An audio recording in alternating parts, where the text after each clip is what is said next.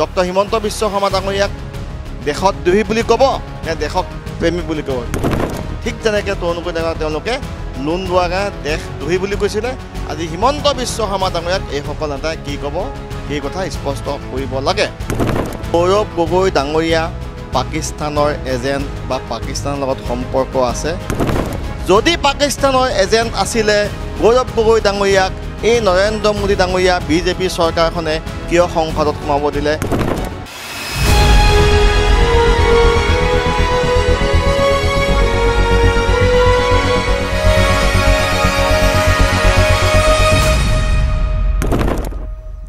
যুক্তিবাদলৈ স্বাগতম জনাইছো নমস্কাৰ মই সমুজ্জ্বল দত্ত যিসকল নেতাই যিসকল কৰ্মীয়ে এটা দলৰ বাবে দীৰ্ঘদিন ধৰি কাম কৰে সেই নেতাগৰাকী বা সেই কৰ্মীগৰাকীৰ প্ৰতি দলটোৰ যি আস্থা আৰু সেই কৰ্মীগৰাকীৰ দলটোৰ প্ৰতি থকা আস্থা সেয়া কেনেকুৱা সকলোৱে জানে আমি ভাৰতবৰ্ষৰ ৰাজনীতিৰ যদি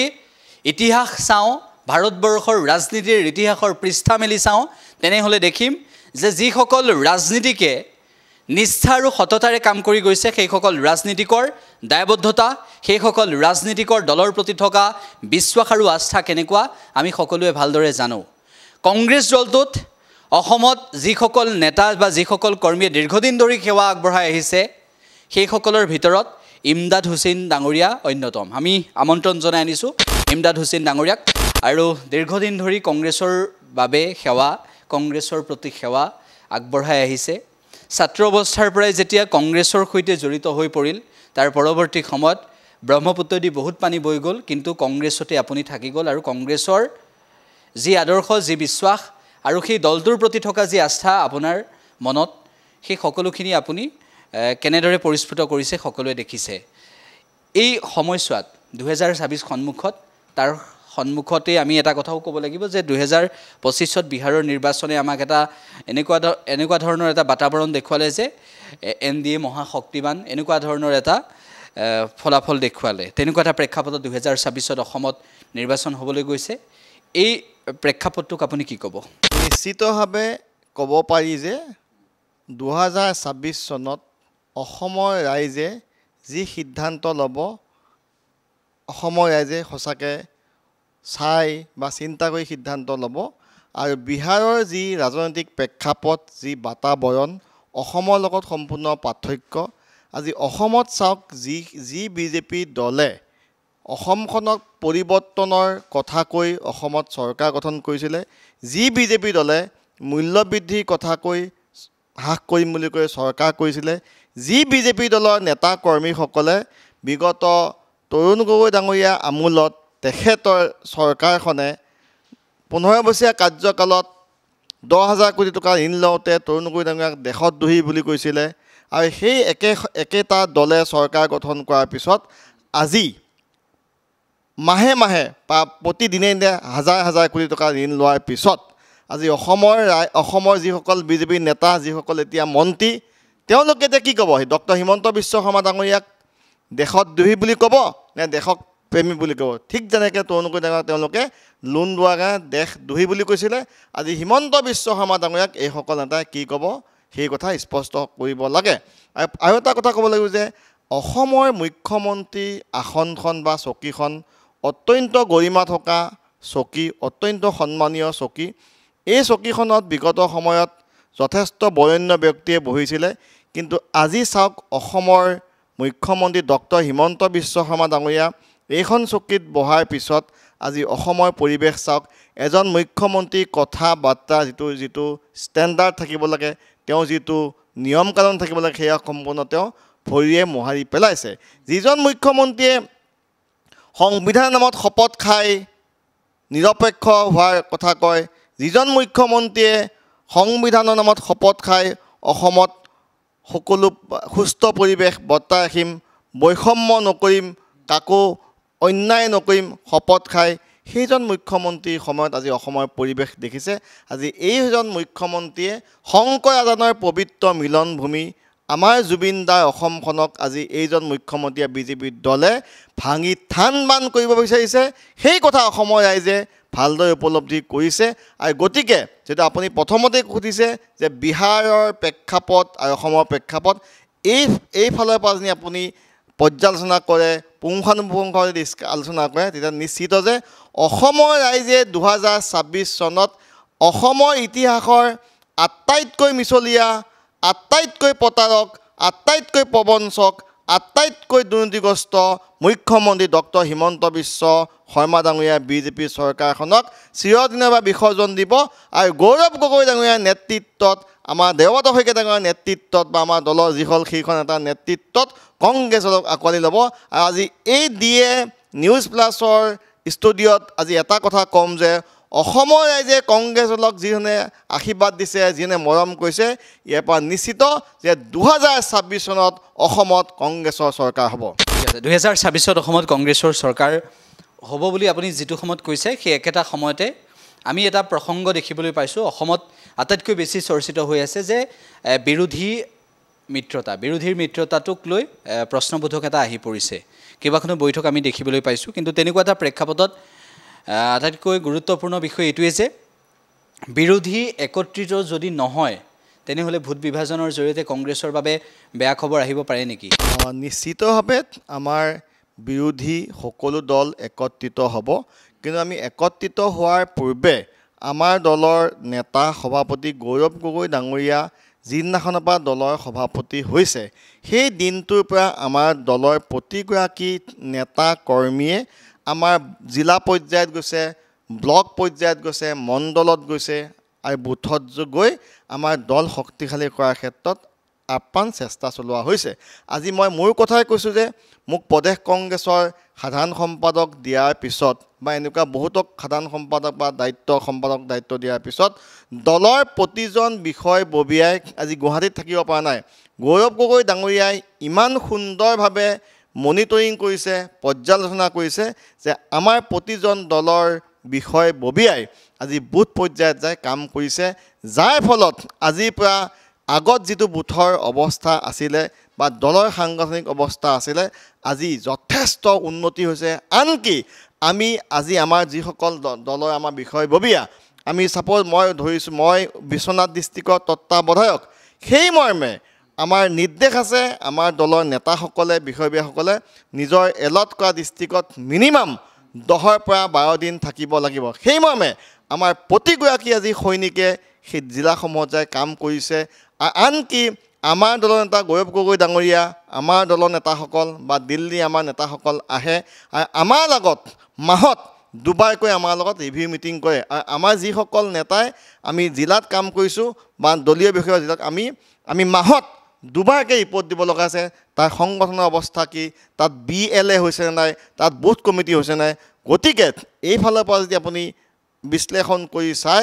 আমাৰ দলৰ সংগঠন শক্তিশালী হৈছে আৰু এতিয়া দলৰ সংগঠন যেতিয়া শক্তিশালী হ'ব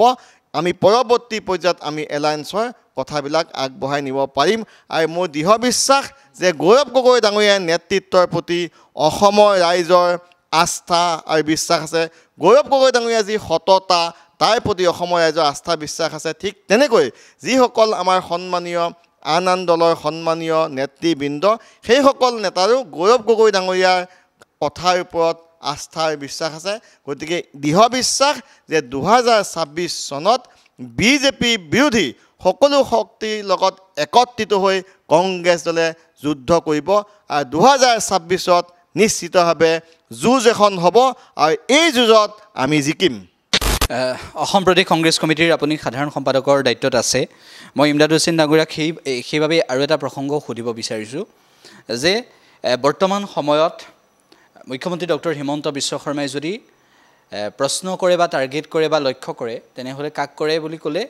আমি যদি এগৰাকী কংগ্ৰেছৰ আটাইতকৈ শক্তিশালী বৰ্তমান সময়ৰ কংগ্ৰেছৰ আটাইতকৈ যিগৰাকী নেতাক লৈ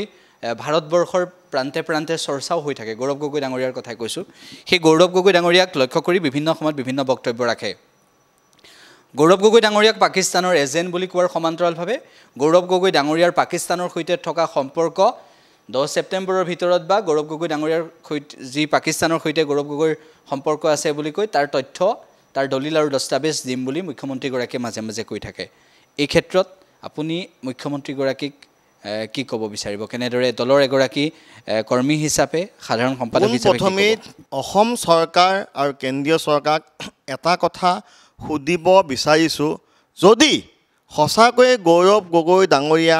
পাকিস্তানৰ এজেণ্ট বা পাকিস্তানৰ লগত সম্পৰ্ক আছে কিন্তু সেইজন গৌৰৱ গগৈ ডাঙৰীয়াই আজি সংসদত প্ৰায় 11 বছৰ বলিষ্ঠ কণ্ঠৰে অসমৰ সমস্যা বা ৰাইজৰ সমস্যা উত্থাপন কৰিলে বলিষ্ঠ কণ্ঠৰে নৰেন্দ্ৰ মোদী ডাঙৰীয়া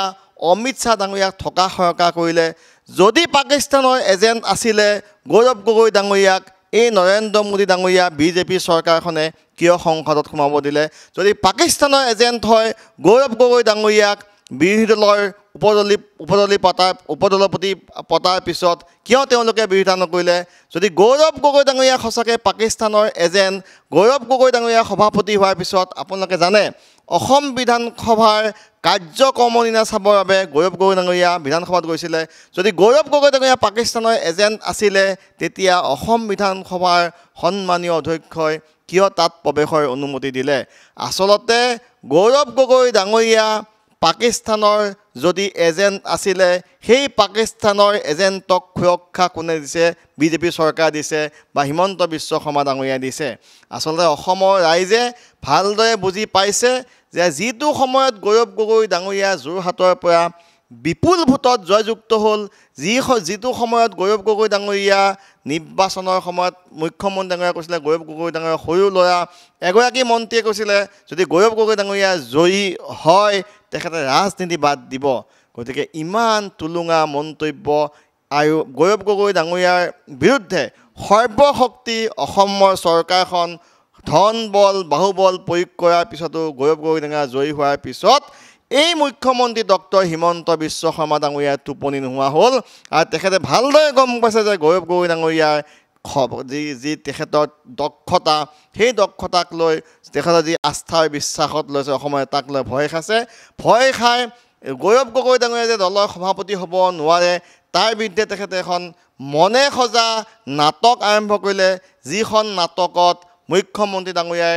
স্ক্ৰিপ্ট ৰাইটাৰ মুখ্যমন্ত্ৰী ডাঙৰীয়া এক্টৰ সমস্ত প্ৰক্ৰিয়াটো মুখ্যমন্ত্ৰী ডাঙৰীয়া কৰি গৌৰৱ গগৈ ডাঙৰীয়াক পাকিস্তানৰ এজেণ্ট সচাবলৈ চেষ্টা কৰিছিলে কিন্তু আমাৰ দলৰ যিসকল আমাৰ হাইকমাণ্ডে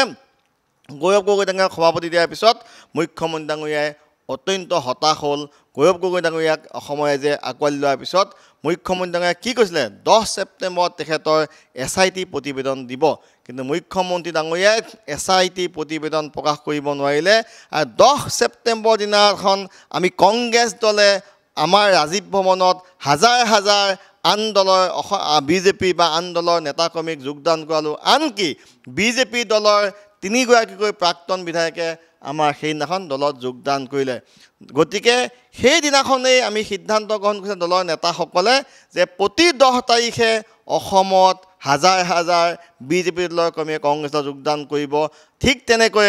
10 ছেপ্টেম্বৰ গ'ল 10 অক্টোবৰত আমি হাজাৰ হাজাৰ মানুহে জইন কৰিলে 10 নৱেম্বৰত হাজাৰ হাজাৰ মানুহে জইন কৰিলে আৰু পৰৱৰ্তী সময়ত আমাৰ দলত হাজাৰ হাজাৰ মানুহে জইন কৰিব কিন্তু ইয়াৰ পিছত এটা কথা ক'ব লাগিব যে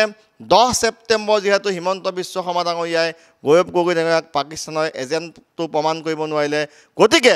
10 ছেপ্টেম্বৰ দিনটো কংগ্ৰেছ দলৰ বাবে ভাল দিন আৰু হিমন্ত বিশ্ব শৰ্মা ডাঙৰীয়া আৰু বিজেপিৰ বাবে কলা দিন গতিকে মুখ্যমন্ত্ৰী ডাঙৰীয়াই যি পাকিস্তানৰ এজেণ্ট সজাব বিচাৰিছিলে সেই এজেণ্ট তেওঁ তাত ব্যৰ্থ হৈছে চূড়ান্ত হৈছে সেয়ে পুনৰ কৈছোঁ অসমৰ ইতিহাসৰ আটাইতকৈ মিছলীয়া আটাইতকৈ পতাক মুখ্যমন্ত্ৰী হৈছে ডক্টৰ হিমন্ত বিশ্ব শৰ্মা ডাঙৰীয়া ঠিক আছে মই বহুখিনি কথা আমি পাতিব লাগিব আৰু তাৰ মাজতে আন কেইবাটাও বিষয় সন্মুখলৈ আহিছে এতিয়া প্ৰসংগটো এনেকুৱা ধৰণৰ মুখ্যমন্ত্ৰী ডক্টৰ হিমন্ত বিশ্ব শৰ্মাৰ এটা বক্তব্য যে কংগ্ৰেছে 22টা সমষ্টিতহে ভাল ফলাফল দেখুৱাব পাৰিব ইয়াৰ কাৰণত মুখ্যমন্ত্ৰীগৰাকীয়ে কৈছে এটা বিশেষ সম্প্ৰদায়ৰ লোক সেই সমষ্টিকেইটাত আছে যাৰ বাবে কংগ্ৰেছে ভাল ফলাফল দেখুৱাব পাৰিব অৰ্থাৎ ধৰ্মীয় সংখ্যালঘু লোক থকা সমষ্টিতহে কংগ্ৰেছে ভাল ফলাফল দেখুৱাব পাৰিব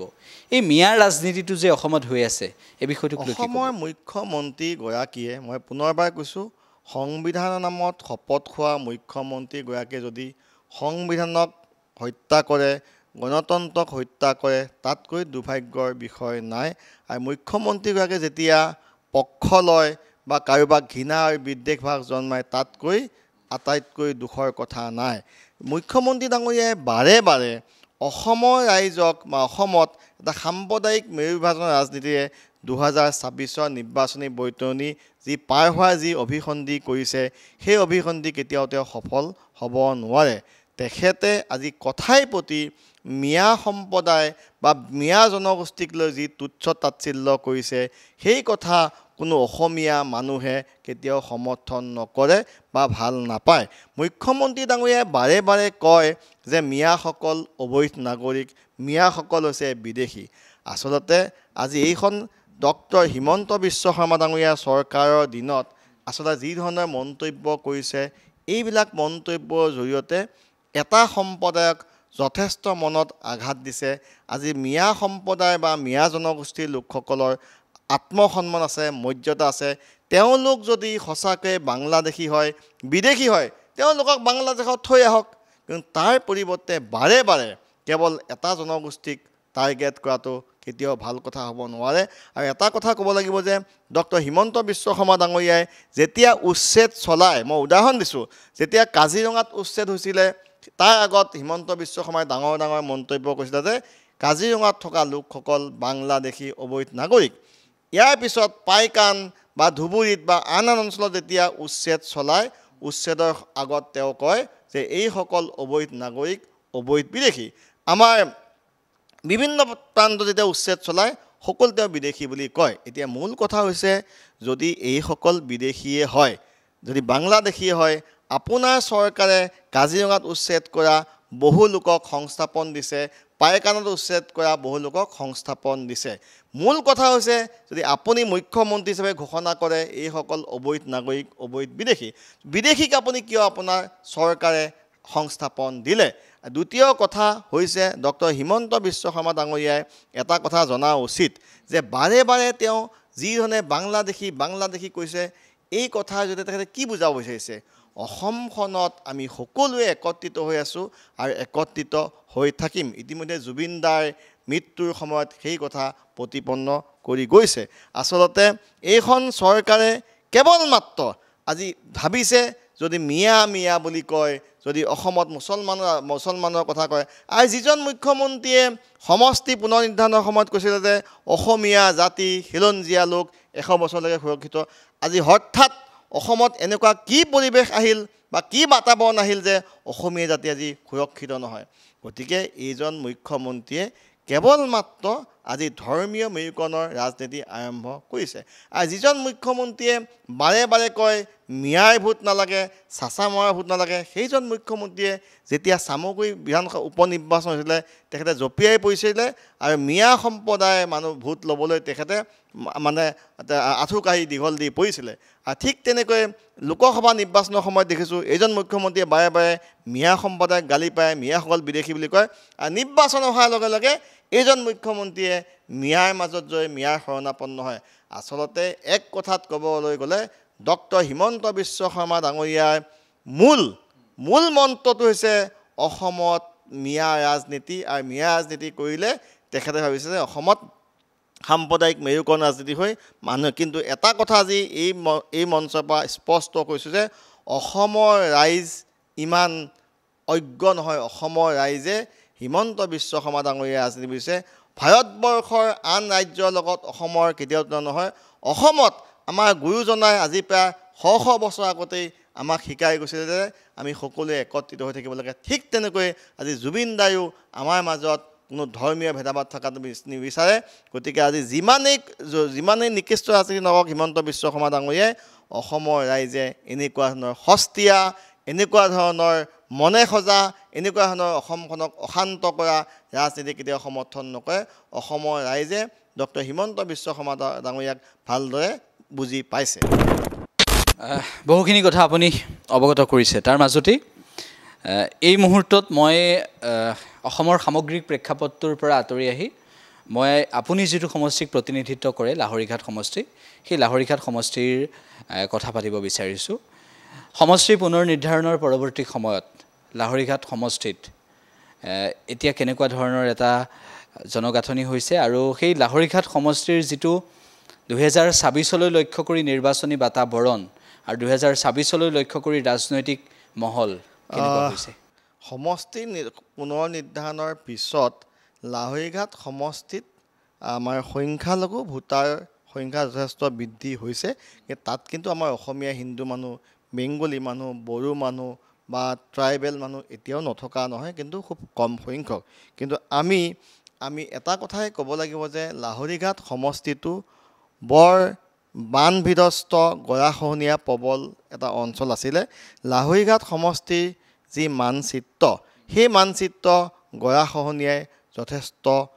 ঠেক কৰিলে সৰু কৰিলে আৰু লাহৰীঘাট সমষ্টিৰ কথা সুধিলে বা বান গৰাখহনীয়াৰ কথা ক'লে সঁচাকৈ বৰ আৱেগিক হ'ব লাগিব আজি তাৰ বহু মানুহে গৰাখহনীয়াৰ ফলত শ বিঘা মাটি ব্ৰহ্মপুত্ৰৰ উটুৱাই নিয়াৰ পিছত বহুত মানুহে আজি অসহায় হৈ অসমৰ বিভিন্ন প্ৰান্তত আছে আৰু যিসকল মানুহক বিভিন্ন সময়ত এই চৰকাৰখনে বাংলাদেশী বুলি উচ্ছেদ কৰে এতিয়া লাহৰীঘাটৰ যি গৰাখহনীয়া এই গৰাখহনীয়াক লৈ আমি বিগত সময়তো আমি যথেষ্ট মই তাৰ এজন লাহৰীঘাটৰ সন্তান হিচাপে পদক্ষেপ লৈছোঁ আৰু আমি বহুত দাবী কৰিছিলোঁ মুখ্যমন্ত্ৰী ডাঙৰীয়া বা অসম চৰকাৰক তেওঁলোকে তেনেকুৱা পূৰণ কৰিব পৰা নাই যদি আমাৰ নগাঁও লোকসভাৰ সন্মানীয় সাংসদ প্ৰদ্যুৎ বৰদলৈ ডাঙৰীয়াই বৰ্তমান লাহৰীঘাটৰ যি গৰাখহনীয়া অৱস্থা তাক লৈ এছিয়ান ডেভেলপমেণ্ট বেংকৰ জৰিয়তে এটা ডাঙৰ স্কিম লৈছে যিটো স্কিমৰ জৰিয়তে মই আশা কৰিম লাহৰীঘাটবাসীয়ে কিছু পৰিমাণে উপকৃত হ'ব পাৰিব কিন্তু লাহৰীঘাট সমষ্টিৰ যেতিয়া আমি কথা ক'ব লগা হয় তাত বহু সমস্যাই আছে আচলতে আজি লাহৰীঘাট সমষ্টিত এইখন চৰকাৰ দিনত যি ধৰণে উন্নয়ন কৰিব লাগিছিলে তেওঁলোকে উন্নয়ন কৰা মই পুনৰবাৰ কৈছোঁ যে এইখন চৰকাৰে পক্ষ লয় বা পক্ষপাতৰ ৰাজনীতি কৰে গতিকে লাহৰীঘাট সমষ্টিৰ আজি ৰাস্তা ঘাটৰ অৱস্থা ইমানেই বেয়া হৈছে যে ৰাস্তা ঘাটবিলাকত যেতিয়া আমি যাতায়াত কৰোঁ ৰাইজে আহে অহা যোৱা কৰে ইমান জৰাজীৰ্ণ অৱস্থা যে মানুহৰ বিভিন্ন সময়ত দুৰ্ঘটনা হয় আনকি লাহৰীঘাট সমষ্টিৰ বহু ৰাস্তা আছে যিবোৰ ৰাস্তাত দুখন গাড়ী যদি একেলগে যায় তাত অতিক্ৰম কৰাটো যথেষ্ট অসুবিধা হয় গতিকে লাহৰীঘাট সমষ্টি আৰু লগতে কৃষি প্ৰধান অঞ্চল শস্য বিভিন্ন শাক চব্জি হয় লাহৰীঘাট সমষ্টিত যিবোৰ শাক চব্জি হয় সেইবিলাকৰ সংৰক্ষণৰ এতিয়ালৈকে ব্যৱস্থা হোৱা নাই 2020 চনত মই ব্যক্তিগতভাৱে অসমৰ মুখ্যমন্ত্ৰীক আমাৰ চিফ ছেক্ৰেটাৰী ডাঙৰীয়াৰ জৰিয়তে এখন মেমৰেণ্ডাম দিছিলোঁ য'ত লাহৰীঘাটত এটা কোল্ড ষ্টোৰেজৰ নিৰ্মাণৰ কথা দাবী জনাইছিলোঁ বা লাহৰীঘাটৰ ৰাস্তা ঘাটৰ উন্নয়নৰ কথা কৈছিলোঁ কিন্তু এই মুহূৰ্তলৈকে অসম চৰকাৰখনে লাহৰীঘাটৰ উন্নয়নক লৈ কোনো গুৰুত্ব আৰোপ কৰা নাই গতিকে লাহৰীঘাট অঞ্চলৰ সন্তান হিচাপে চৰকাৰক দাবী জনাইছোঁ অনতিপলমে লাহৰীঘাটৰ যি ৰাস্তাবিলাকৰ জৰাজীৰ্ণ অৱস্থা তাৰ পুনৰ নিৰ্মাণ কৰক তাৰ মেৰামতি কৰক অন্যথাই আমি ৰাইজে অনাগত দিনত প্ৰতিবাদী কাৰ্যসূচী ল'বলৈ বাধ্য হ'ম সেই লাহৰীঘাটৰ উন্নয়নৰ ক্ষেত্ৰত বৰ্তমানৰ যিগৰাকী বিধায়ক সেই বিধায়কগৰাকীৰ ভূমিকা আৰু একেটা সময়তে ৰাইজৰ যি আস্থা সেয়া পূৰণ হোৱাৰ ক্ষেত্ৰত কিমান দূৰ সফল হৈছে নিশ্চিতভাৱে লাহৰীঘাট মই কৈছোঁ যে যদিও এগৰাকী আমাৰ সন্মানীয় বিধায়ক আছে তথাপিতো আমাৰ তাত লাহৰীঘাট সমষ্টিত যি ধৰণে উন্নয়ন হ'ব লাগিছিলে সেইধৰণে উন্নয়ন হোৱা নাই এই ক্ষেত্ৰত এইখন চৰকাৰক আমি নিশ্চিতভাৱে জগৰীয়া কৰিব লাগিব যে এইখন চৰকাৰে যদি পক্ষপাত নল'লে হয় য'ত সংখ্যালঘু ভোটাৰৰ সংখ্যা বেছি তেনেকুৱা অঞ্চলবিলাকত আজি এই ডক্টৰ হিমন্ত বিশ্ব শৰ্মা ডাঙৰীয়াৰ নেতৃত্বাধীন বিজেপি চৰকাৰখনে ৰাস্তা ঘাটেই হওক বা বিভিন্ন কাম কাজৰ ক্ষেত্ৰত বিভিন্ন আঁচনিৰ ক্ষেত্ৰত আমাৰ এইসকল সংখ্যালঘু ৰাইজক উপেক্ষিত কৰিছে মই ভাবোঁ এই চৰকাৰখনৰ অনীহা আৰু সদিচ্ছাৰ অভাৱৰ বাবে আমাৰ কামবিলাক হৈ উঠা নাই এতিয়া মোৰ এটা বিশেষ বিষয় হৈছে যে সামাজিক মাধ্যমত আমি সততে দেখিয়ে থাকোঁ সামাজিক মাধ্যমত আমাৰ প্ৰতি মুহূৰ্তত চৰ্চিত হৈয়ে থাকে বহুখিনি বিষয় আপুনিও দেখি থাকে বা বৰ্তমান সময়ত ৰাজনীতি সামাজিক মাধ্যমৰ পৰা কেনেদৰে পৰিচালিত হয় সেয়াও সকলোৱে জানে এতিয়া বিষয়টো হৈছে অসম বিধানসভাৰ শীতকালীন অধিৱেশন হৈ আছে আৰু এই শীতকালীন অধিৱেশন হৈ থকাৰ মাজতেই বহু বিবাহ বিৰোধী বিধেয়কো উত্থাপন হ'ল আৰু ধৰ্মীয় সংখ্যালঘু লোকসকলক লক্ষ্য কৰি বিভিন্ন সময়ত বিভিন্ন ধৰণৰ সিদ্ধান্ত গ্ৰহণ কৰা হয় বুলি বহুতে অভিযোগ কৰে আটাইতকৈ লক্ষণীয় বিষয় এইটোৱেই যে অসমত যিটো এতিয়া এটা পৰিস্থিতি আৰু পৰিৱেশ আমি দেখিবলৈ পাইছোঁ 2014 চনৰ পৰৱৰ্তী সময়ত সমগ্ৰ ভাৰতবৰ্ষত হিন্দুত্ববাদৰ এটা ধাৰা আমি দেখিবলৈ পালোঁ এতিয়া বিষয়টো হৈছে ভাৰত ধৰ্মনিৰপেক্ষ ৰাষ্ট্ৰ ভাৰতৰ সংবিধানৰ প্ৰস্তাৱনাত ভাৰতৰ সম অধিকাৰ সমমৰ্যাদাৰ কথা উল্লেখ আছে যদি নাগৰিকত্ব ভাৰতবৰ্ষত পাবলৈ হয় তেনেহ'লে দেশীয়কৰণৰ যোগেদি জন্মসূত্ৰে বংশানুক্ৰমে পঞ্জীয়নৰ জৰিয়তে এই নীতিসমূহৰ কথা আছে কিন্তু তেনেকুৱা এটা প্ৰেক্ষাপটত আমি ভাৰতবৰ্ষত 2014 চনৰ পৰৱৰ্তী সময়ত যদি সেই হিন্দুত্ববাদৰ ধাৰাটোলৈ লক্ষ্য কৰোঁ তেনেহ'লে কিছুদিনৰ আগতে কা আন্দোলন হৈছিল সেয়াও আমি জানো যে সংশোধিত নাগৰিকত্ব আইন সেয়া কেনেকুৱা ধৰণৰ এটা প্ৰেক্ষাপট যে বাহিৰৰ পৰা আহিব পাৰিব হিন্দু হ'লে আহিব পাৰিব মুছলমান হ'লে আহিব নোৱাৰে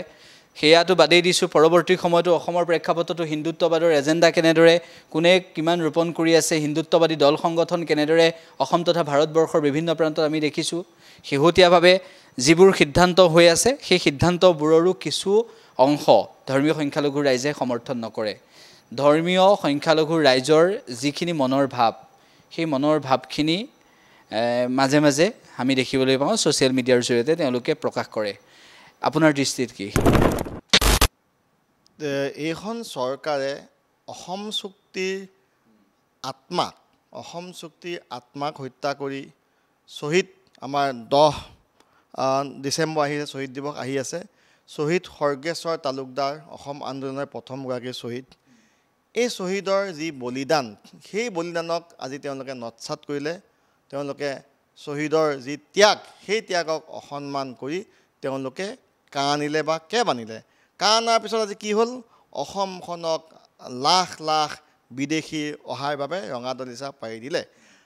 আমি এটা কথাই স্পষ্ট ক'ম যে বিদেশী সি মুছলমানেই হওক সি হিন্দুৱেই হওক বা সি শিখেই হওক বা যিকোনো ধৰ্মৰ নহওক বিদেশীক কেতিয়াও ধৰ্মীয় দৃষ্টিকোণৰ পৰা বিদেশীক সমৰ্থন কৰিব নাপায় কিন্তু এইখন চৰকাৰে আজি বাৰে বাৰে কৈছে যে তেওঁলোকে অসমত বিদেশী আছে সংখ্যালঘু মুছলমান মিয়াসকল বিদেশী কিন্তু তাৰ পৰিৱৰ্তে এইখন চৰকাৰৰ দিনত আজি লাখে লাখে বাহিৰৰ পৰা মানে মুছলমানক বাদ দি অন্য যিসকল মানুহ আহিছিলে সেইসকলক নাগৰিকত্ব প্ৰদান কৰিছে আনকি অতি দুখৰ বিষয় যে আমাৰ অসমখন সঁচাকৈ সোণৰ অসম আমাৰ অসমখনক লৈ আমি সঁচাকৈ গৌৰৱ কৰোঁ আজি অসমৰ ভাগ্য নিয়ন্তা যদি অন্য বহিৰাজ্যৰ মানুহে ভাগ্য নিয়ন্তা হয় অসমত চৰকাৰ কি হ'ব অসমত মুখ্যমন্ত্ৰী কি হ'ব সেই কথা যদি আন ৰাজ্যৰ পৰা অহা মানুহে নিৰ্ধাৰণ কৰে তাতকৈ অসমৰ বাবে এটা নেতিবাচক ইংগিত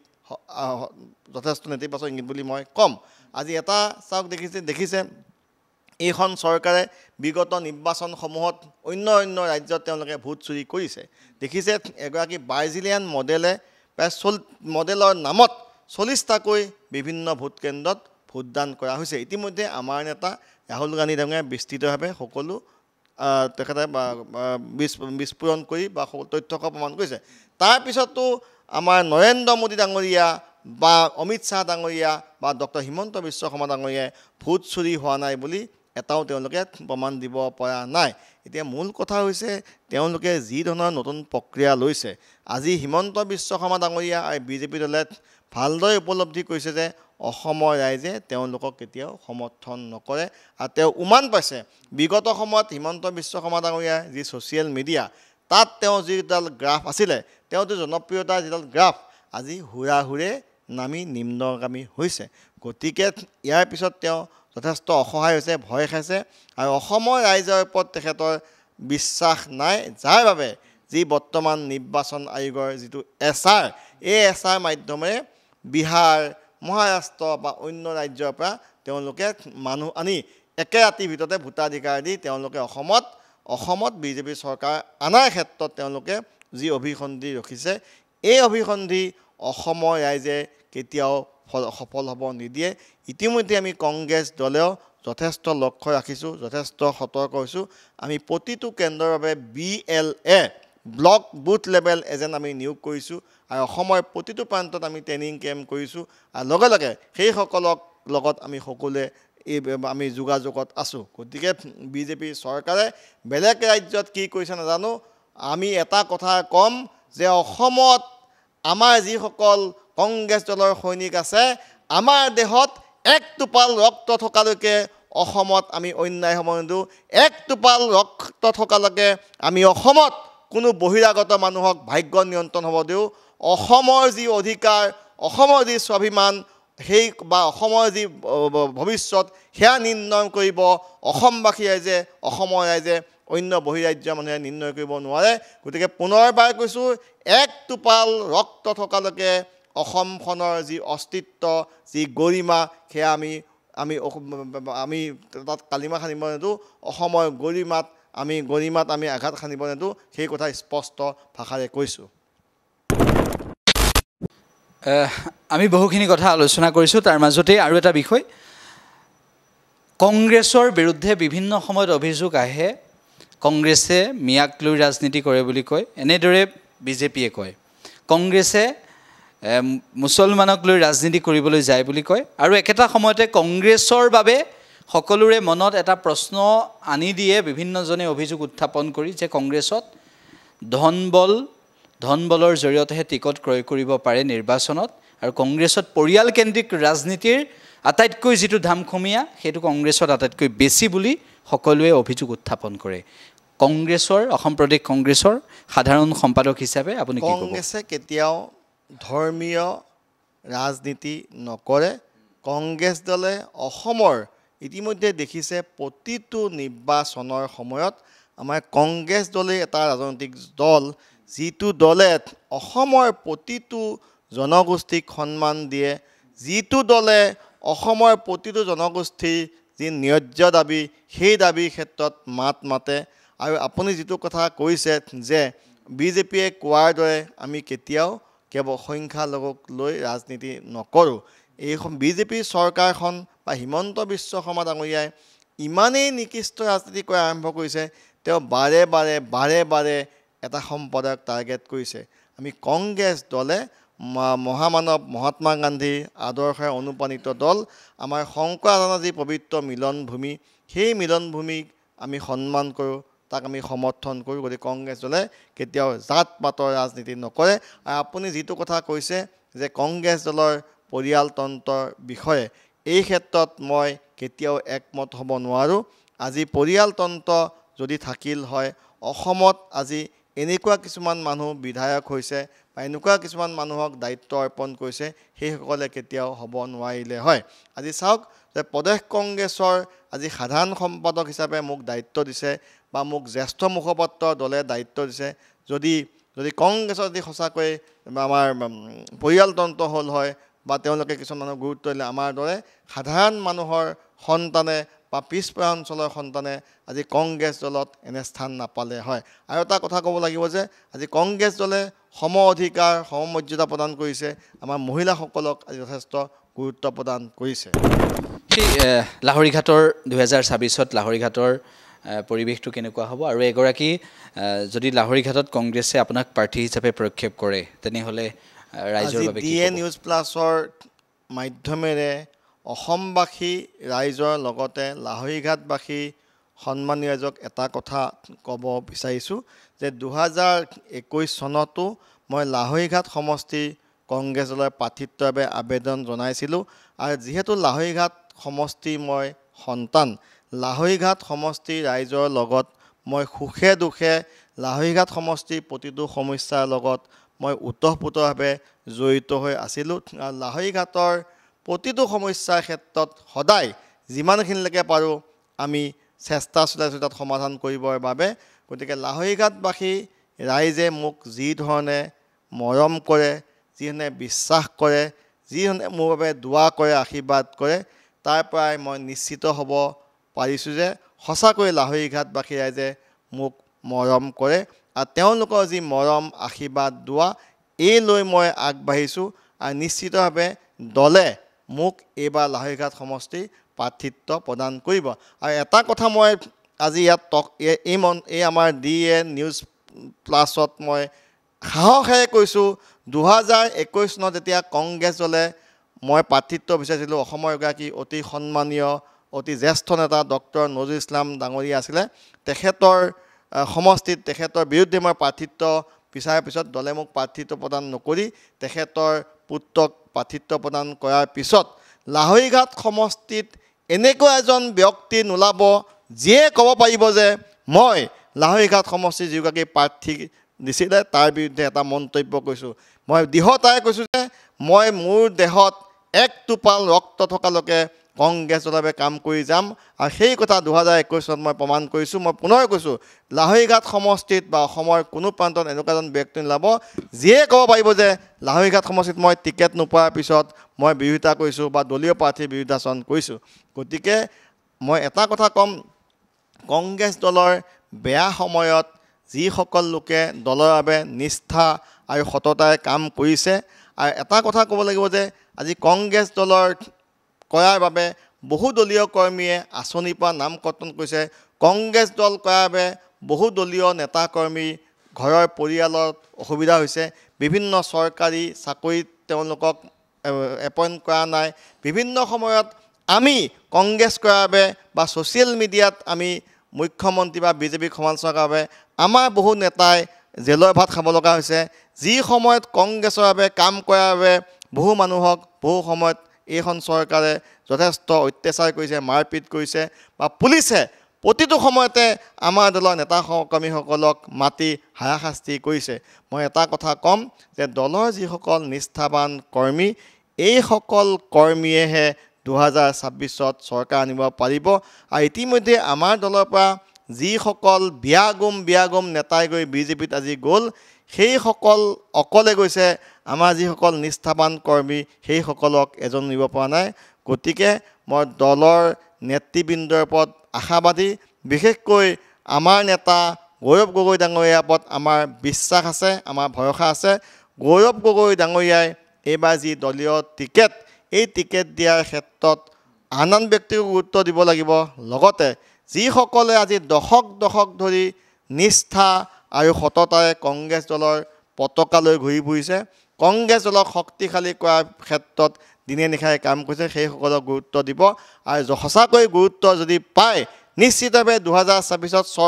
চৰকাৰ হ'বই। লগতে 126টা সমষ্টিতে কংগ্ৰেছ দলে ভাল ফলাফল লাভ কৰিব। আৰু এটা কথা ক'ব বিচাৰিছোঁ যে মোৰ দৰে এজন সাধাৰণ দলীয় কৰ্মীক দলে যেতিয়া অনাগত দিনত টিকেট দিব বা মোৰ দৰে আন সমষ্টিত দলৰ নিষ্ঠাবান কৰ্মীক দলে টিকেট দিব, নিশ্চিতভাৱে আৰু হাজাৰ লাখ মানুহে কংগ্ৰেছ কৰিবৰ বাবে অনুপ্ৰেৰণা লাভ কৰিব। আমি ইমদাদ হুছেইন ডাঙৰীয়াক ধন্যবাদ জ্ঞাপন কৰিছোঁ, অভিনন্দন জনাইছোঁ তেখেতৰ ৰাজনৈতিক জীৱনৰ বাবে। আৰু তেখেতে যি নিষ্ঠাৰে দীৰ্ঘদিন ধৰি প্ৰায় 25 বছৰ ধৰি কংগ্ৰেছৰ বাবে সেৱা আগবঢ়াই আহিছে। প্ৰতিটো মুহূৰ্ততে কংগ্ৰেছৰ বিপদৰ সময়ত, যিটো সময়ত কংগ্ৰেছৰ বেয়া দিন আহিল, সেই তেতিয়াও কংগ্ৰেছৰ পক্ষে কংগ্ৰেছৰ বাবে মাত মাতি প্ৰতিটো মুহূৰ্তত থাকিল। যিটো সময়ত কংগ্ৰেছৰ বহু নেতা সুযোগ বিচাৰি বিজেপিলৈ গ'ল বা ভাল দিনৰ অপেক্ষাত অন্য দললৈ গ'ল, সেইটো মুহূৰ্ততো ইমদাদ হুছেইন ডাঙৰীয়াৰ দৰে নেতাসকলে, কৰ্মীসকলে কেনেদৰে দলৰ বাবে কাম কৰিলে সেয়া সকলোৱে দেখিলে। কংগ্ৰেছ হৈছে এনেকুৱা এটা দল যিটো দলৰ ভূমিকা অসমত বৰ্তমান সময়ত লক্ষণীয় এইবাবেই হ'ব